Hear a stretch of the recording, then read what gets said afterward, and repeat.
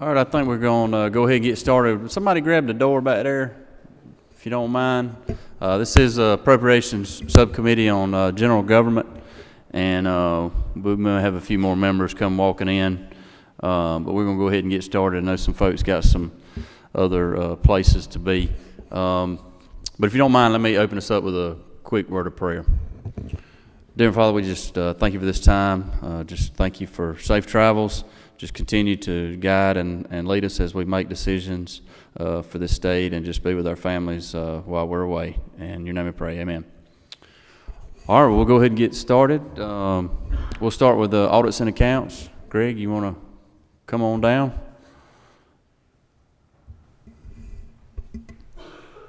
Appreciate you being here. And for the members on your track sheets, we're going to be on page 4 on both the 20 and 21. Thank you, Mr. Chairman. It's good to be back. Always good to be back another year. So good afternoon, Mr. Chairman and members of the committee. I am Greg Griffin. I'm the state auditor. I'm here to present our budget submissions for the Department of Audits and Accounts for the amended fiscal year 20 and for fiscal year 21.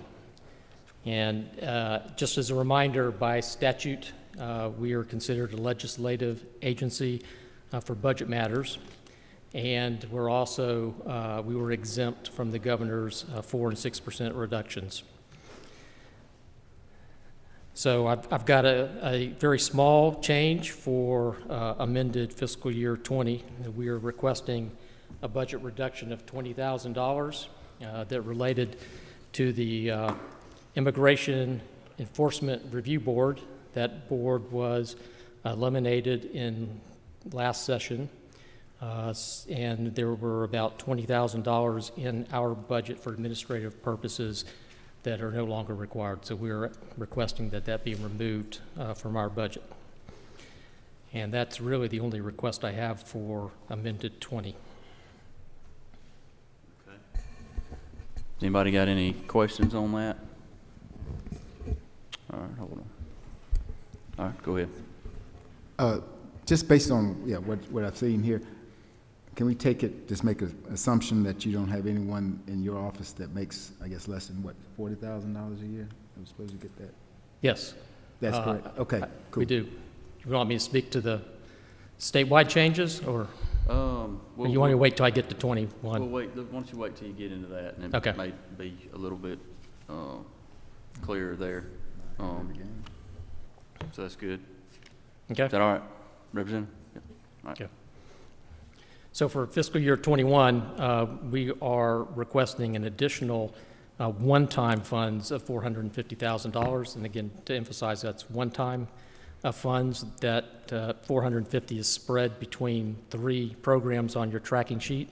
So that's, you can see that on line 4.1.1, 4.2.1, and 4.5.1. And so that request is for us to update and replace information technology, equipment, and infrastructure that is reaching its end-of-life status. So in carrying out our mission, we collect, process, and audit extremely large amounts of data, and from over 200 entities or so, and so therefore we're asking this request again to update our IT infrastructure to have reliable technology to do our daily mandates and operational requirements. And again, just as a reminder, those are one-time funds. And then in addition to that, you'll see in the 21 budget also the reduction of the $20,000 for the Information Enforcement Review Board. So that all nets out to an add of $430,000. Mr. Chairman, if I can speak to the statewide changes? Yes. Okay. So we do not have any of the statewide changes in either budget for either year. So the way that, and that's normal for our budget. By the time we submit our budget, we submit our budget in the fall. The governor, by statute, can't change our budget. So any statewide changes that come out as part of his recommendation are not included in my budget, and you and the Senate have to decide whether to include those changes in my budget, moving it. Again, you would have to decide to include it and pass it along to the Senate. So right now, none of those statewide changes are in my budget. And they're relatively small for my agency. For the amended year, it's about $3,200 for risk pools. That's an add in the amended. And then in 21, there was an add of about $8,000 for salaries, to your point, and a reduction of about $945 for something to do with a GETS assessment. So we would have to add that, yeah. So on that, Greg, your agency's received some merit raises in the past. Have those worked well for your agency? Has that been good on a merit basis like we did last year? Yes. So in terms of salary increases, we would the performance-based merit increases I think have had a positive effect. I think that while I appreciate the consideration of receiving a flat $1,000 for folks that are below $40,000, for me that will create a small compression issue for our agency, because we have very few people. So we really only have 4 folks that are making below 40,000 that will receive that, but it'll create a compression issue for the 1 or 2 that make above 40,000 or just above 40,000. Okay. Got a question here. Chairman Hatchett. Thank you, Mr. Chairman. Greg, could you give us a little more detail on the information technology upgrades, what all you're doing? That is a lot. For if it's just, I mean, you're buying a lot of computers, laptops, what all are you doing? Yeah, so that split is, there's a primary amount for replacement of laptops, and we're at our 5-year end-of-life status on laptops, and all of the employees, all of the auditors in our organization have laptops because they're quite mobile. And then there is about $150,000 or so for a data storage update. So this update everybody in the department? Yes, it is. You said they were 5 years old, so Pardon me? how old were they? You'd been 5 years? 5 years. So this is a kind of a 5-year? It's a 5-year rotation. Okay. All right. On the 20,000, the elimination of the immigration, could you just tell the committee the kind of the activity of that organization? Just touch on it briefly. And so the the Immigration Enforcement Review Board. So that was a board that was in operation for several years. It was attached to my agency, and the $20,000 that was included in the budget was for administrative activities. So if that board needed to pay for expenses for like court reporters or recorders and those types of things, it was to come out of that budget. So they were an attached agency, and then during last year's legislative session, the board was eliminated. And again, that was done after the $20,000 had been appropriated into our budget. So that's money that will not be spent. It needs to be removed from both years. Gotcha. Okay. All right. Anybody else? I think you're good. All right. Thank you Appreciate much. it, Greg. Thank you. Good to see you. All right. Next, we've got Department of Insurance. Commissioner, come on down. It's your lucky day. For the members, he's going to be on page 13 and page 14 of your track sheets. Thank you very much. Appreciate it. I got somebody licensed that runs it for me. Commissioner, just give us a minute right here to No worries, sir. No worries. get dialed in. All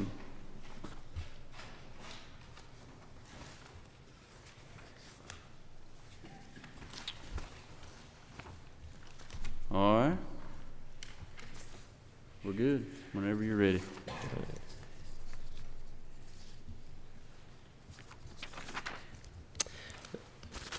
Chairman Watson and members of the committee, thank you very much for allowing me to come before you all today and to discuss our agency's budget and our priorities. When I first spoke to you all in front of the joint committee, our goal is to be the most approachable, responsive, and efficient agency in our state government. We put a lot of hard work into our plan, and as a result, we've been able to meet the governor's 4% reductions without cutting any essential services relied on by the people of our state. I'd like to walk you through some of the high-level changes that we're making and how they impact our agency's budget. Our Chief Financial Officer, Chad Davila, is also here to help me with any detailed questions you may have. He's my right-hand man when it comes to this budget and our plan. First slide, please.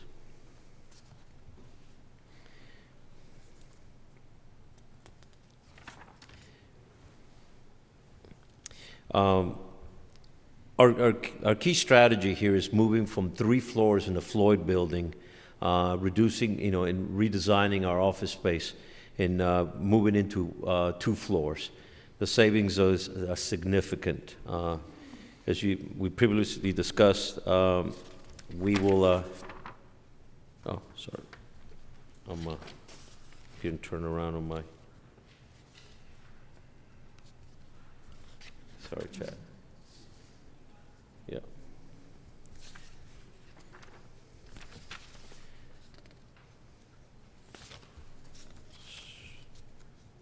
I should not have removed the clip off my handout. So You ought to see my book here, Commissioner. boy, no, I know I don't even want to look at yours, sir.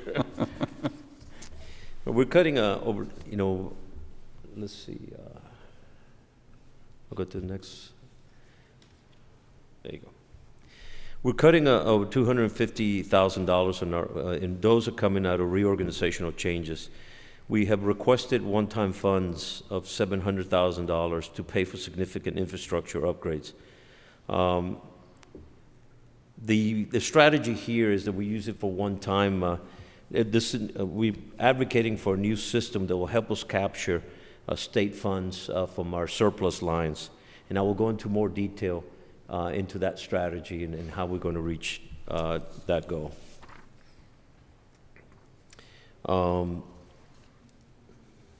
We're looking also at, there you go. We're looking at the legislative change that we will go into more details in the presentation. We're asking for $100,000 for new vehicles that will save our agency money in the long run. We are currently having a number of employees that are traveling long distances in their personal vehicles, and we're having to pay for that mileage. Part of our strategy is also putting our agents in our fraud division located in the regions outside of Metro Atlanta. The sheriffs and several police chiefs have allowed me to use their office space to house our agents, so giving us a significant cost savings in the travel budget. But having these vehicles are essential in carrying out this strategy.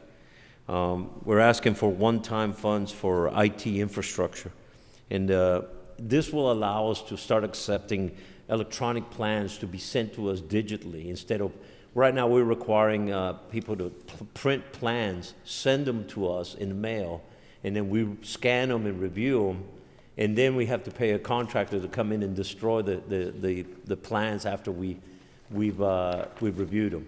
So we could save the state and our taxpayers a great deal of money by just having the IT infrastructure to receive these plans electronically. So this is one of the IT improvements that we're really looking into, and they will not, give us any additional costs on personnel costs. We've examined that we've gotten in the way of a lot of community economic development plans because folks are waiting for an answer from our agency, and so this will help us speed up the rate of review for a lot of these plans. Okay, next slide, please. We're cutting over $250,000 in reorganizational changes. We have requested one-time funds of $700,000 to pay for this infrastructure. And I will go into greater detail as how we're going to spend, how we plan to spend those tax dollars. Next slide, please. I want to begin with our amended FY 2020 budget changes, which you will find on page 50 of your tracking sheet. Enforcement and industrial loan reductions reflect vacant positions that remain unfilled as part of our reorganization and streamlining of our agency. We, for example, have combined our general counsel and the director of administrative procedures and our director of industrial loan into one position. The workload there is easily managed by one individual that can manage those three, so we've gotten a significant number of savings there. We are split. We, instead of having a standalone records management in part of our reorganization, by moving to digital records, we could save a great deal of money in salaries in our records management section. As you can imagine, I'm paying, you're paying for the salary of 2 commissioners at this point. So that's something that we've been very, part of our budget submission, it includes that. All right, next.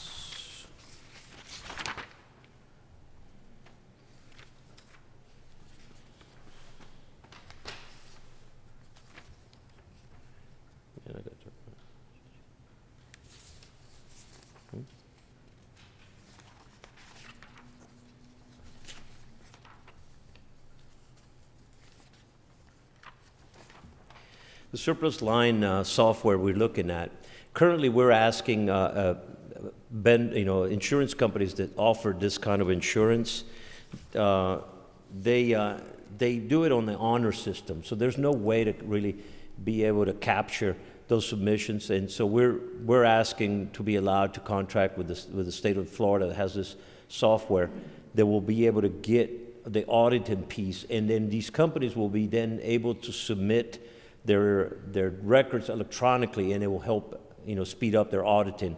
But we estimate that the revenues increasing to the state of Georgia will be between $500,000 up to $5 million on the high end.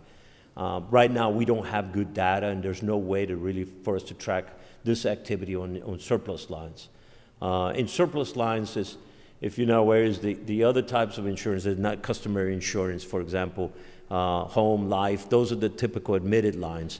Surplus lines are, for example, an athlete that wants to insure their throwing arm, they go and get this additional type of insurance, or a oil company that wants to insure a specific segment of their industry, they get these surplus lines. So we really don't have a good way of auditing and receiving it, except for what they turn in voluntarily.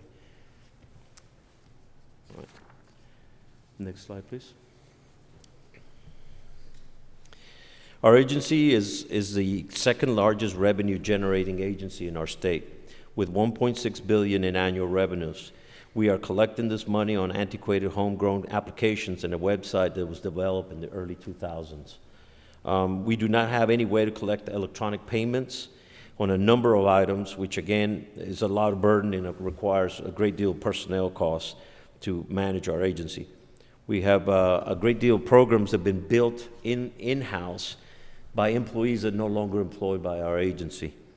So we currently do not have Wi-Fi in our agency, and our network infrastructure is antiquated and in need of a great deal of serious improvements. We are asking for one-time funds to allow us to take significant steps in bringing our department into the 21st century and protect, obviously, the data, and that we have some significant risks in our department with data because of antiquated systems. All right, next slide, please.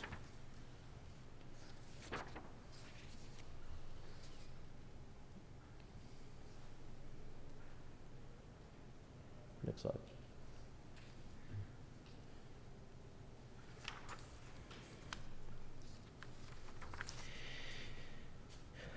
I will now move into our 2021 budget changes that you can find on page 55 of your tracking sheet. You will see through the 2021 budget changes that we are consolidated from 3 floors to 2. This move will save our agency over $250,000 annually, which will be divided among several number of our programs. We also combine a number of positions to realign duties and to improve our efficiency in state funds. As I already outlined, our general counsel, our chief of staff, and has also been combined into the deputy commissioner's position. And our director of communications and legislative affairs has been combined into one person.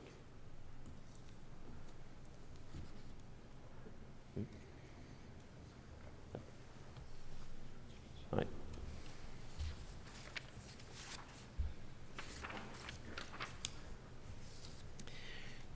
As we are looking for ways to save, we've learned that our agency is required to inspect an elevator twice a year. After doing some research, and we could not find a good reason why this law is in place.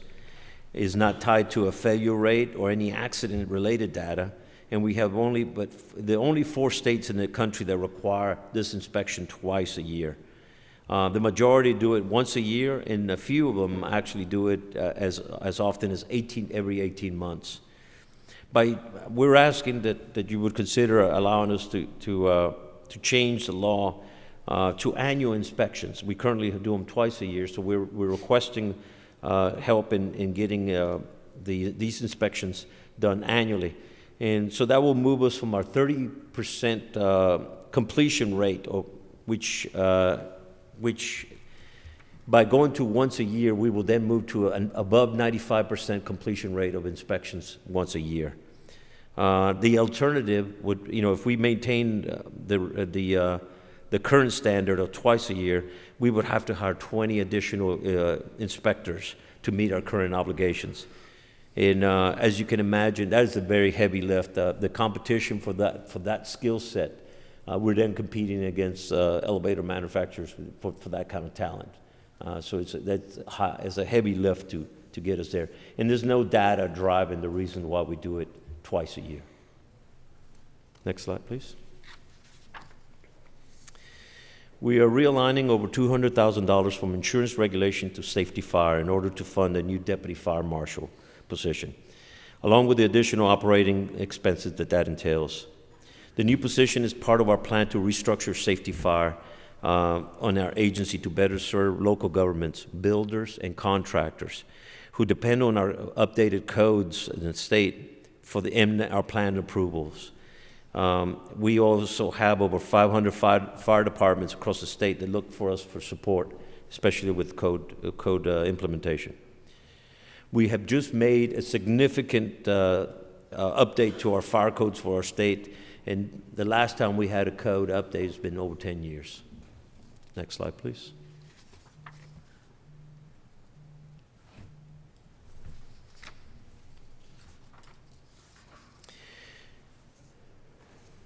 Special fraud is funded by the Georgia insurance industry. By making it a separate program, we're increasing transparency around how these funds are spent. We've also, this also is in response to issues that the agency has had in previous audits.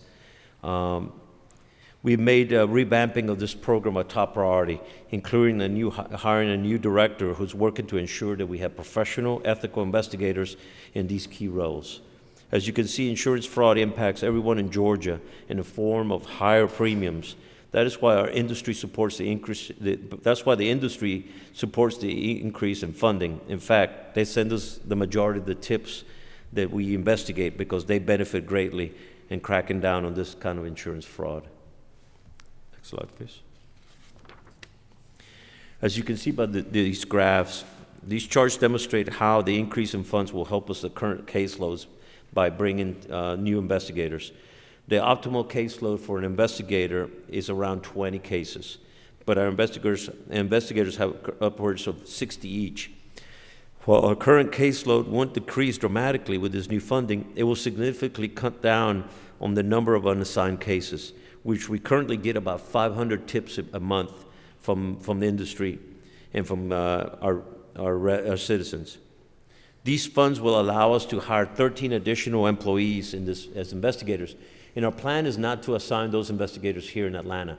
Our plan is to assign those into the regions through our agreements with sheriffs and police chiefs, and have them posted in their stations so they can be closest to the point of need. So they can talk to victims, they can work with sheriffs and police departments, and be able to bring a caseload and cover the rest of Georgia. Next slide, please.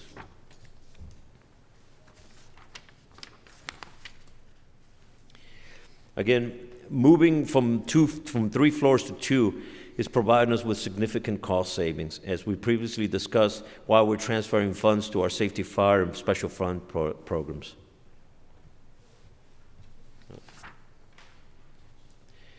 Thank you again for the opportunity to present to you all today, and thank you all for all the help that you all have given us in this task that I have before me. As you can see, we have a great deal going on in our agency currently, and we still want to be the most approachable, responsive, and efficient agency in our state. As we believe the governor's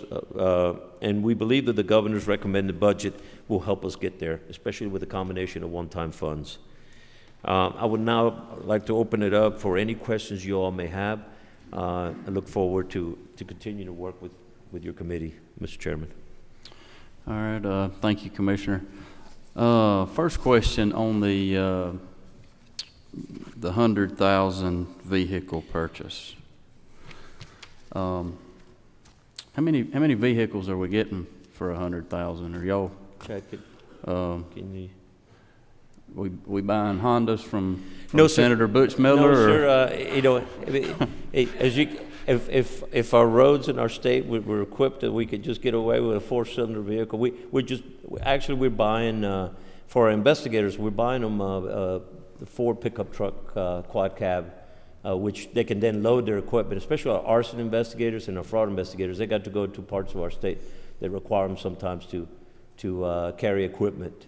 Our canines, I'm not going to spend a whole lot of time, blaming previous commissions, but they made some decisions and really hampered our ability. For example, our canine, for arson investigators, our canine, they run around in a car without a dog cage, and also they have to share the space with some of the chemicals and evidence that they collect at arson scenes. So, as we say in the military, not an optimal solution to the way we equip our employees. So we want to go to a standard law enforcement type pickup truck or sedan. Well, for 100,000, that's not going to buy very many, is it? It's certain, and our plan is to grow these and also use this as part of our replacement strategy for, usually, as a chief of police, I know I can get some. I can beat state contract in most places. We try to go for I think a good place to start with is especially the law enforcement contract parts. But we've been very successful in my previous. Although now I have to negotiate with the Department of Administrative Services for the purchasing of police cars. So that sometimes is a hard thing to do. Okay. But this will meet our requirements, sir. That we don't want to grow too fast, because I want to make sure that we're putting these agents in the places in the state that there's the true demand for it. I think Metro Atlanta's got plenty of coverage. Okay. All right. I guess next question is, I know we put some money in the budget last year for some engineers. Yes, and sir. some folks in special fraud. And I know you've got some reducing some positions. Have we not filled those positions, or are we? Sure. Can you kind of explain? Yes, sir. Great question. The competition for this, especially that skill set for those engineers, with the amount of growth that's going on in our state, the demand. So what I'm doing is, a lot of these unfilled positions, what I'm doing is combining some of the salaries so I can maybe have less inspectors, but pay them a higher salary so I can attract and retain the folks that we have. But it is a very hard, the market today is very difficult for that area. So a lot of those positions have been unfilled. So what we're doing is we're doing some restructuring, of maybe getting less, but then combining some of these salaries so I can hire somebody with a starting higher salary. Okay, yeah, because I think we put 4 engineers and 9 special fraud Yes, folks. sir. Chad, we got. Chad will help me answer the question because he's got the latest data. All none have been hired. Okay. And the budget for last year was for 6 engineers, 2 plan review, 2 building inspectors, and 2 safety engineers, which was partially funded, and we were going to partially fund them and then get the remaining money in the next fiscal year. Obviously, with the cuts, that is not happening, but we're making it work. And so we have hired 2 safety engineers, we have hired 2 building inspectors, and we've been advertising for the plan review for the last 4 months, and that is what the commissioner is referring to about the difficulties there because of the salary. But we're starting to work with DOAS on some of that to get those filled shortly. Okay. All right. Do you have something? On the legislation for the elevator, is that already in motion? We're change that in statute, or? the Senate has got it. Yeah, the Senate apparently we went into the chairmans and the insurance committees, and they're apparently going to be putting that through, sir. Okay. All right, and then, I asked you this question about the industrial loan part. So I was going to ask you again if you know more, and not only the industrial loan. I know that there's been legislation in the past to make that move and has been unsuccessful. And I know we don't have any legislation at this moment to make that move. And then I guess the other move is the industrialized and manufactured building inspections folks. I know there's a move to bring them from DCA over to Yes. you, and I guess so. My long question is: Have we had any conversations with DCA about bringing stuff over from there? I mean, they're kind of handling the building stuff. Yes, sir. So to me, it almost makes more sense to send everybody their way. But has there been any conversations? Anything? We've had some initial conversations, sir. I talked to the commissioner, and he didn't express any concerns about them coming over to work with our current inspectors that they're operating, and our inspectors are operating it in a seamless manner, especially with the manufacturers. Okay, well, and then on the industrial loan part. Industrial loan, sir. It's a recommend. It's the guidance that we got from OPB, and it didn't. I don't have any major heartburn. It seemed like a logical combination, but it's something that it's. I'm spending more time and effort in the rest of the agency than I am in that. It's not an issue. But it's one of those where, it was a recommendation from OPB, and I have no objections to it. Right. Well, I know that there's a vacant position there, and it's being removed, and yet we're going to send it over to banking and finance, and we hadn't talked to them about it. Do they have the people? Can they do it? I have not discussed it with them, but I am assuming that OPB has had discussions with them about it. The position, the director, was a part-time position. That I combined it with my executive counsel, and so we haven't had any drop in responsiveness to what we're doing with the industry. Okay, got a question here. Hey, thank you, Commissioner. Just check, I'm trying to follow this track in here. In 29.1, I see where we added funds for the one-time executive position in 2020. And then in 2021, are we taking those out, or will they eventually come out? Yeah. Sir, that's the salary for the suspended commissioner of insurance, sir. Again, does it come out in 2021, or we just? You would have to ask the U.S. Attorney, sir, for the answer for that question. I don't have an answer for how long I'll have to pay that salary. Okay. I wish I did, but I don't have an answer. Okay. Thank you.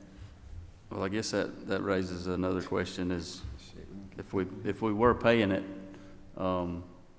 y'all were kind of absorbing it in the budget already and paying it, and then it's an additional add in this budget. It has been an addition. Yeah, because when I came into this position, it was giving us a budget shortfall, but on that position, because obviously my salary is included in there too. Okay.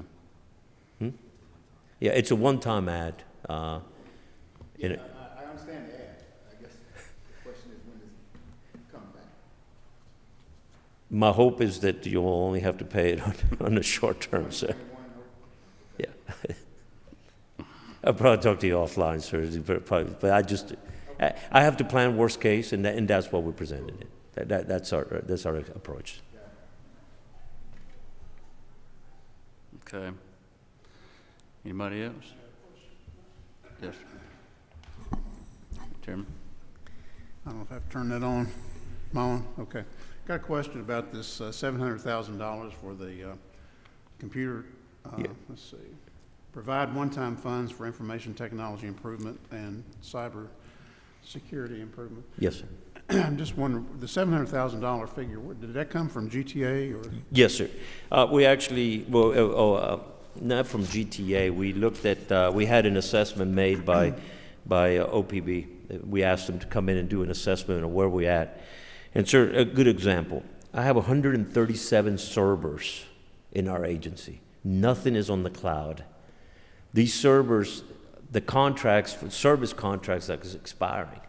And the providers are telling us that the technology is so old that they won't give us an extended warranty on it. So most of it is because we were doing our own encoding in-house instead of going to the marketplace to get and so it was getting in the way of being able to.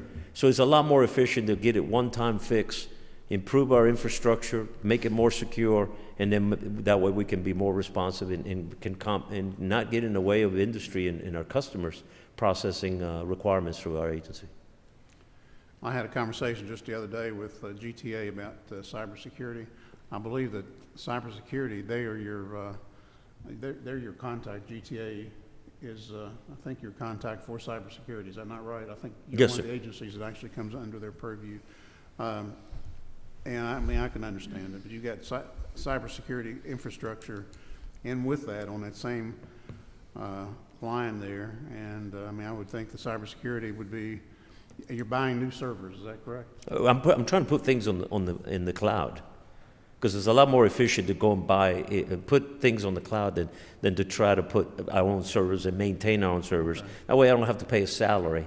I can contract that out to a But vendor. that's by the advice of GTA as far as putting it on the cloud? Yes, sir. That's what our experts have looked at. All right. That's, I mean, I don't think it made a whole lot of sense to us to replace one insurance commissioner's employee for a GTA employee. If we can get a contract solution to provide us security and get them a lot more efficient. Yeah. But we have had some detailed discussions with both LPB and GTA, sir. well, I'm just thinking cybersecurity infrastructure, that would be basically whatever, if they've advised you to use the cloud, I mean, that would be whatever infrastructure they have, that you're planning to get based on advice of GTA, that would, I mean, in this day and time, it's going to be built in with cybersecurity infrastructure. Then whatever software you have on this new equipment that you're getting. I mean, you're also getting new computer equipment too. Yes, sir. Right? I am. And then, of course, training for your employees. We have some massive. I just always look, and nothing again, but I always look for when they, on these line items, if there's something kind of stuck in there to kind of make it look more palatable, but it really isn't. I mean, but that's good. That's good. Thank you. No worries, sir. I understand. On the, I guess I've been asking everybody on the $1,000 pay increases. How many employees? Got are 21 employees, sir. They make less than $40,000. In our budget submission, it includes all those employees You to got be enough taken to care of. fully fund Yeah, that? there's no. Okay.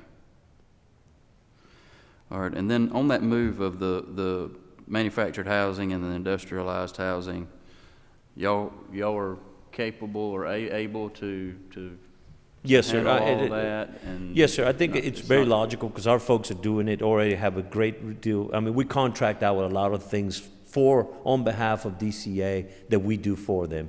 So we could do a lot of in that marketplace. So it's a logical place for us to just add an additional task. And we obviously get the personnel in the budget. We haven't had those discussions yet with them, sir. Right, and I guess that was my question is, I mean, the way I understand it, on the manufactured housing part, somebody has to almost be there to physically Yes, sir. put their eyes on it There's a and stamp physical it. requirement to inspect And every so one of this is those. gonna put some more workload on some folks to make sure that, business doesn't slow down because they're waiting on somebody to come by. No, and- sir, it will come also with the billets, with the personnel billets to do that. Because I think the folks at DCA are using a lot of third-party certified inspection groups. And we that- will potentially, it's not my plan, sir, to reinvent the wheel by adding a state employee. If they have a good plan on how they execute through a contract solution, we will probably do the same thing, sir. Okay. All right, you good? Y'all good? All right, Commissioner? Thank you very made much, it sir. through it again. I look forward to, and expect from our agency, sir, regular updates, not just because we have a budget hearing. You should expect regular updates about the progress we're making, because you need to know how we're applying that. Yeah, if you will, keep us posted on any of these moves and anything that changes and how y'all progress. Especially, for example, if industrial loan does not move, then obviously we will have to readdress the budget implications of that. Right, okay. Thank you, appreciate what you're doing. Thank you, Mr. Chairman, appreciate it. All right, next we've got State Accounting Office. Alan, come on down.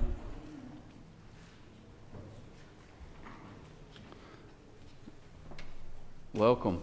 I don't know that you've had the privilege recently of talking to this group, or since I've been here, I don't think so. I would call it, I've had the lucky ability to not have to be here in a while, so I'll take that, and that's okay. Well. That's a short straw you actually want to get, but that's fine. In the interest of brevity, too, both of our budgets are on page 5 of the tracking sheets, both the 20 and the 21. And there's 3 lines, and it's the same 3 lines, and I'll wait to get there before we talk details, but it's the same 3 lines on both years. So in the interest of time, I'm going to talk through what's on the amended 20 budget, and like I say, it's the same thing on the 21 budget, and then obviously answer any questions you might have on any of this stuff. Give us just a minute here. Yes, sir. Okay. Everybody good? Page 5. On 20 and 21.